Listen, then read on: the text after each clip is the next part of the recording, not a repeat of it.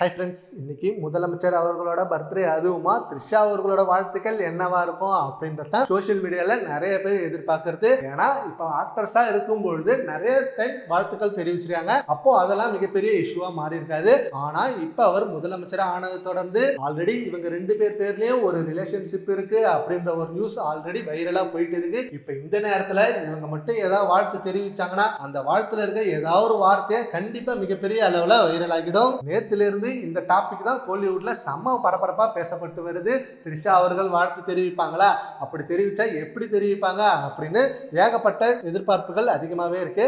ஆனா இன்னைக்கு காலையில இருந்து விஜய் அவர்களுக்கு செம்மையான வாழ்த்துக்கள் தெரிவிச்சுட்டு வராங்க நிறைய பிரபலங்கள். கமல்ஹாசனா இருக்கட்டும், அந்த எடப்பாடி பழனிசாமி, மு.க. ஸ்டாலின், PM நரேந்திர மோடி, அண்ணாமலை இப்படின்னு அரசியல் பிரபலங்கள் தனியா அவங்களோட வாழ்த்துக்களை பயங்கரமா தெரிவிக்கிறாங்க. அண்ட் அதே போல நடிகர்கள் இந்த பக்கம் ஜெய், கவின், சிபி சத்யராஜ், ப்ரொடியூசர் தனஞ்சயன், நயன்தாரா, நடிகை மீனா, குஷ்பு இப்படின்னு இவங்க சைட்ல இருந்தும் அவங்களோட வாழ்த்துக்களை தரமா தெரிவிச்சுட்டு வராங்க. ஏன்னா இப்ப நடிகர் மட்டும் இல்லாம ஒரு முதலமைச்சர் ஆகியிருக்காரு. நடிகனா இருந்து இப்படி ஒரு சாதனையை பண்ணியிருக்காரு அப்படின்ற பெருமை எல்லா நடிகைகளுக்கும் இருக்கு. விஜய் அவர்கள் வெற்றி பெற்றது எங்களுக்கே வெற்றி பெற்ற மாதிரி இருக்கு அப்படின்னு சொல்லி மனமார்ந்த நன்றியும் அந்த வாழ்த்துக்களையும் தெரிவிச்சுட்டு வராங்க. இவங்க மத்தியில த்ரிஷா அவர்கள் எந்த மாதிரி வாழ்த்துக்கள் தெரிவிக்க போறாங்க அப்படின்ற எதிர்பார்ப்புல உங்க ஒப்பீனியன் என்னன்றதை நம்ம கமெண்ட் பாக்ஸ்ல கமெண்ட் பண்ணுங்க. Thank you friends.